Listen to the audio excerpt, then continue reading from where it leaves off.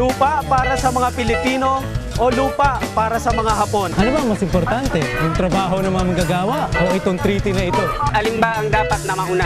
Ang kapakanan ba ng mga Hapon o ang kapakanan ng ating pangisdaan? Kalikasan o JPEPA?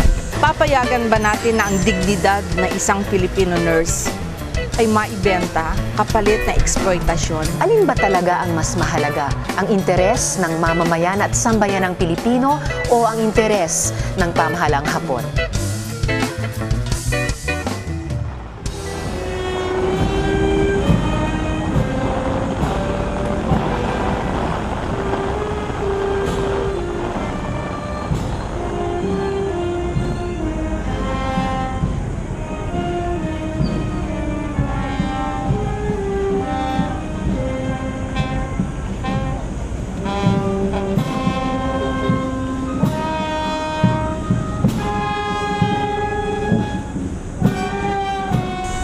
JPEPA ay isang toxic na tratado dahil papadaliin niya ang pag-aangkat ng mga Hapon ng kanilang mga nakalalason at nakamamatay na basura.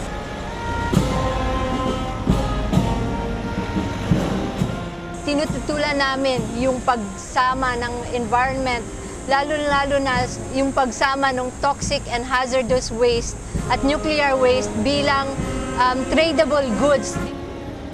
Pinayagan ng mga negosyador na ang mga Filipino nurses ay magtrabaho doon. Sila ay magiging trainee with a mere allowance of $400. Sila ay kukuha ng exam sa Nihongo language. Pag sila ay hindi makapasa dito, i-deport sila. Ayaw namin sa JPEPA, sa hari ng mga maralita, sapagkat ito ay nakakamatay. Ito ay magdudulot ng malawakang demolisyon sa hanay ng mga maralitang tagalunsod. Sa katunayan, dito lang sa loob ng Manila Bay ay mayroon 105,000 na pamilya ang i-demolish ng dahilan sa JPEPA. Sa ilalim ng 651 na produkto, malinaw na ito ang kanilang gustong protektahan kumpara sa 6 na produkto lamang na puprotektahan ng Pilipinas. Magbubunsod ito ng lalong kahirapan sa kabuhayan ng mga magsasaka. Sa ilalim ng konstitusyon ng Pilipinas ay 40% lamang ang pwedeng pagmayarian ng mga bansang dayuhan, subalit sa ilalim ng JPEPA ay 100% na sila ay may karapatan ng pag-arian ang ating lupa. Ang JPEPang ito ay lalo lamang magpapalala sa kahirapan ng mga mangisda at pagkasira ng pangisdaan at magtatanggal sa kontrol ng mga Pilipino sa kanyang pangisdaan. Ang pangisdaan ng Pilipinas ay dapat para sa mga Pilipino at hindi para sa mga Hapon.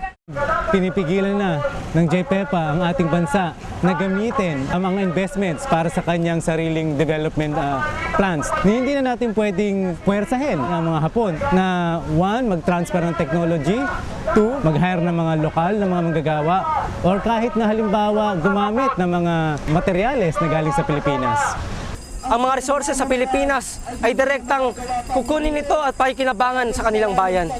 Ang mga hanap buhay na dapat sana'y pakinabangan namin mga kabataan para sa aming kinabukasan ay papakinabangan na hindi natin, hindi ng mamamayang Pilipino, kundi ng mga imperialistang bansa katulad ng Japan.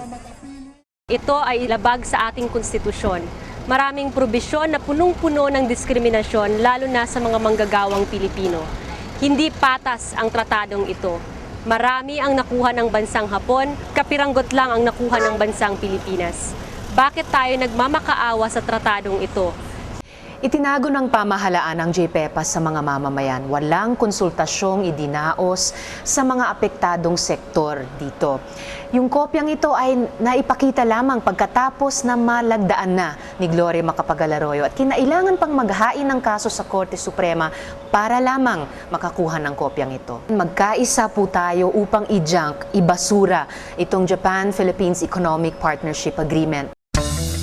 JPEPA! Ibasura! Ibasura ang JPEPA! Ibasura ang JPEPA. Junk JPEPA. Junk JPEPA. Ibasura ang JPEPA. Kabataan, manindigan, tutulan ng JPEPA. I-reject ang hindi makatarungan at di pantay na tratadong ito.